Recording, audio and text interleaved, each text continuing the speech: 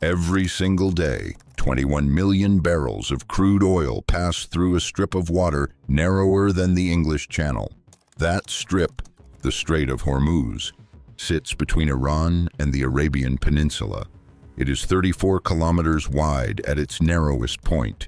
The shipping lanes themselves are barely 3 kilometers across, and roughly 1/5 of all the oil consumed on Earth squeezes through them every 24 hours. If those lanes shut down for even 48 hours, the global economy begins to seize. Factories in China slow, refineries in Japan idle, gas prices in Europe and America spike overnight. The entire modern world, its transportation, its heating, its agriculture, its military, depends on this bottleneck. It is so small you could see both shores from a fishing boat. And for 500 years, every great power on Earth has fought to control it. The story of who controls the Strait of Hormuz is the story of who controls the world economy. And right now, in the spring of 2026, that story is being rewritten in real time. To understand why this narrow waterway matters so much, you have to go back to a time before oil even existed as a commodity. In 1507, a Portuguese naval commander named Afonso de Albuquerque sailed a squadron of warships into the harbor of Hormuz Island. He had been sent by King Manuel I of Portugal with secret orders: seize the strait, choke the trade routes between Asia and Europe. The plan was simple. Portugal already held Goa in India and would soon take Malacca in Southeast Asia. If they could lock down the Strait of Hormuz, they would control the entire flow of goods between east and west. Albuquerque arrived with just 7 ships and 500 men. The Kingdom of Hormuz had a population of perhaps 60,000, but the Portuguese had cannons, disciplined soldiers, and a ruthless willingness to destroy anyone who resisted. They sacked Muscat. They burned the port of Cor Fakan to the ground. Women and children were taken prisoner. By the time Albuquerque anchored off Hormuz Island, his reputation preceded him. The locals said the Portuguese ate men. The king of Hormuz surrendered. Albuquerque began building a fortress. Mutiny among his own captains forced him to abandon the island temporarily. But in 1515, he returned with 27 ships and took it for good. For the next 107 years, a small European nation controlled the most important maritime chokepoint in the Middle East. Every bolt of silk, every sack of spices, every shipment of horses passing through the Persian Gulf paid tribute to Lisbon. The Portuguese were eventually driven out in 1622 by a joint Anglo-Persian force. The British, who helped Persia recapture Hormuz, had their own reasons. They wanted access to Persian trade, and they got it. Over the next 3 centuries, Britain gradually became the dominant power in the Persian Gulf. By the late 1800s, the British Empire had signed exclusive treaties with every sheikhdom along the Arabian coast.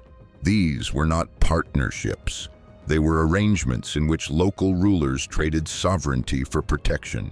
When oil was discovered in Persia in 1908, the calculus changed entirely. Suddenly, the Persian Gulf was not just a trade route. It was the source of the most valuable commodity in the industrial age. The British government took a controlling stake in the Anglo-Persian Oil Company, later renamed British Petroleum. Winston Churchill, then First Lord of the Admiralty, made a decision that would shape the next century. He converted the Royal Navy from coal to oil. It was faster, more efficient, and gave British ships a decisive advantage. But it also created a dependency. Britain no longer just wanted the strait. Britain needed it. Control of the waterway was no longer about spices and silk. It was about powering a global empire, and every warship, truck, and airplane that kept it running. For decades, Britain maintained that control, but the cost of 2 world wars hollowed out the empire. In 1971, Britain announced it was withdrawing its military forces from east of Suez. Overnight, the most strategically important waterway on the planet had no guardian. The United States, which by then consumed more oil than any nation in history, faced a choice: step in or leave the strait to whoever was strong enough to take it. Washington hesitated. The American strategy was to rely on two regional allies: Iran under Shah Mohammad Reza Pahlavi and Saudi Arabia, to keep the Gulf stable. This was called the Twin Pillars policy. It worked barely for most of the 1970s, but then, in 1979, everything collapsed. The Iranian Revolution overthrew the Shah. Radical students seized the American embassy in Tehran and held 52 Americans hostage for 444 days. And on Christmas Day of that year, Soviet troops invaded Afghanistan, bringing the Red Army within striking distance of the strait. President Jimmy Carter responded on January 23, 1980, in his State of the Union address. His words were blunt. Any attempt by any outside force to gain control of the Persian Gulf would be treated as an assault on America's vital interests. Such an assault would be repelled by any means necessary, including military force. This became known as the Carter Doctrine. It was the moment Washington officially took over the role that Lisbon and London had played for centuries. The United States was now the guardian of the Strait of Hormuz. The doctrine was not just words. Carter created the Rapid Deployment Force, which later became the United States Central Command.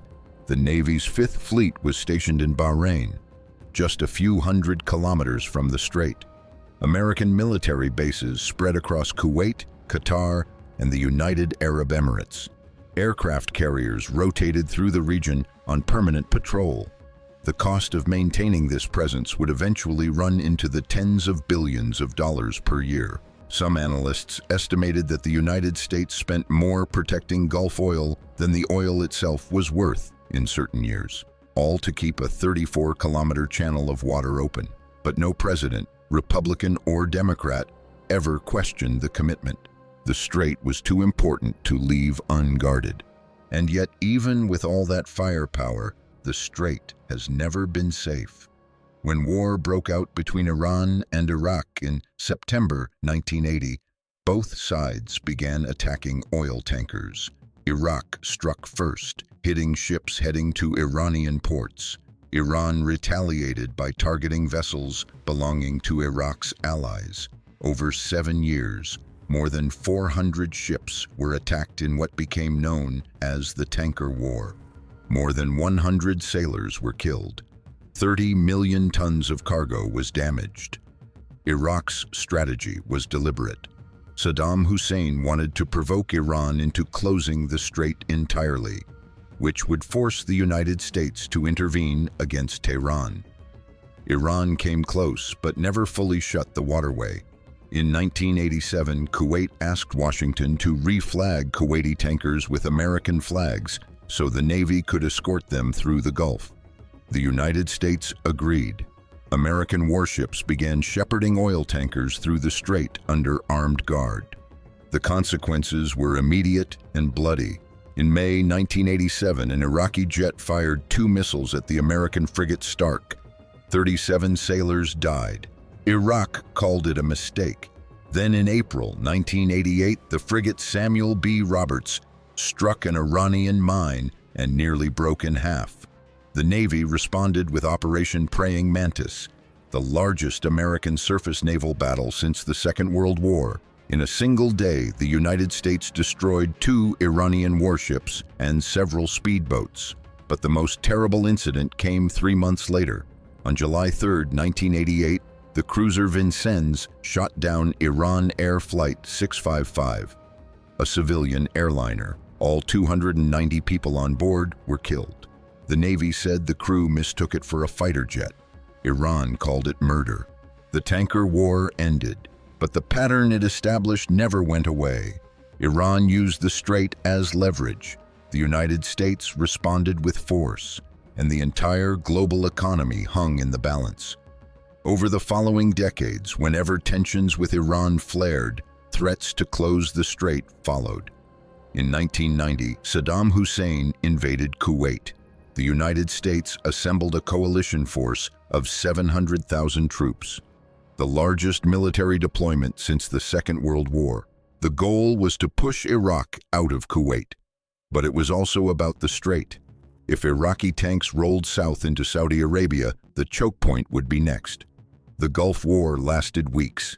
The commitment to the region lasted forever. In 2011, after new sanctions over Iran's nuclear program, Tehran warned it would block the waterway. Oil prices jumped on the threat alone. In 2019, explosions damaged 4 tankers near the strait in what the United States attributed to Iranian mines. A few weeks later, Iran shot down an American surveillance drone over the Gulf. The world held its breath, but the strait stayed open. Each time the crisis passed, each time the conventional wisdom held. Iran would never actually close the strait because it needed the waterway for its own oil exports. It would be economic suicide. That was the theory. Then came February 28, 2026. The United States and Israel launched coordinated airstrikes against Iran under what was called Operation Epic Fury. The strikes targeted military installations, nuclear facilities, and the Iranian leadership itself. The supreme leader, Ali Khamenei, was killed. It was the most dramatic escalation in the Middle East in decades. Iran's response was exactly what every strategist had predicted for 50 years, and yet somehow no one was truly prepared for it. On March 2nd, the Islamic Revolutionary Guard Corps officially declared the Strait of Hormuz closed. They announced that any ship entering the waterway would be set on fire. Drone strikes hit vessels near the strait. Sea mines were deployed. And then something happened that no war game had anticipated. Insurance companies, the invisible hand that actually governs global shipping, pulled their coverage. Within hours, tanker traffic through the strait dropped to nearly zero. So who really shut the strait? Iran or a handful of insurance underwriters in London? The effect on the global economy was instantaneous. Brent crude, which had been trading around $70 a barrel, rocketed past $100 within days.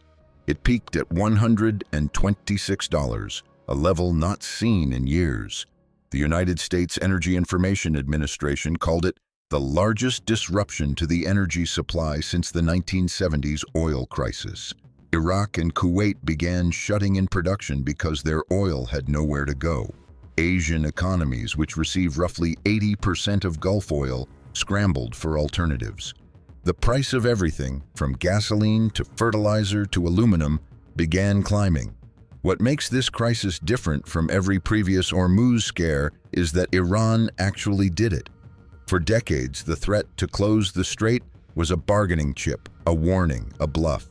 This time it was not a bluff, and the method was not what anyone expected. The strait was not closed by a massive naval battle. It was closed by a handful of drone strikes and a few dozen sea mines, enough to make insurance companies refuse to cover the transit. The most powerful navy in the world found itself unable to force the strait open because the problem was not military, it was financial. No insurance meant no shipping. No shipping meant no oil. War risk premiums had already quadrupled before the first mine was laid. By early March, premiums had increased 6 times over. For a single very large crude carrier, the added insurance cost per transit jumped by $250,000. Ship owners simply refused to sail. Here is the part of this story that almost nobody talks about. The global oil market, all 100 million barrels a day of it, ultimately depends on a handful of insurance underwriters in London and Bermuda. If those underwriters decide a stretch of water is too dangerous, it does not matter how many aircraft carriers you park nearby. The ships will not sail. Iran figured this out. You do not need to sink a fleet. You just need to create enough risk that the insurers walk away. A few drones and a dozen mines accomplished what an entire navy could not. The pattern that began in 1507, a distant power seizing the strait to control global trade, has repeated itself across five centuries. Portugal held it for 100 years. Britain held it for 200. The United States has held it for roughly 50. Each time the strategy was the same: project enough force to keep the channel open and the oil flowing. Each time the costs eventually became unbearable. Today, oil still flows through alternative routes. Pipelines through Saudi Arabia and the United Arab Emirates can carry some of the load. Oman's deepwater ports of Duqm and Salalah sit outside the strait and offer bypass options, though even those have been targeted by Iranian drones. But none of these alternatives can replace 21 million barrels a day. There is no substitute for the Strait of Hormuz, not yet. Building one would take years and hundreds of billions of dollars. That money would have to come from nations already staggering under oil at over $100 a barrel. The question that matters now is not whether the strait will reopen. It will eventually, in some form. The question is what the world looks like when it does. One possibility is that the crisis accelerates the shift away from oil dependency. Nations may be forced to invest in renewables, nuclear power, and energy independence faster than any climate agreement ever could. Another possibility is that whoever controls the strait after this conflict sets the terms for global energy for the next generation. And that power might not be the United States. China imports more Gulf oil than any other country. It has every reason to step into the security role that Washington has played since 1980.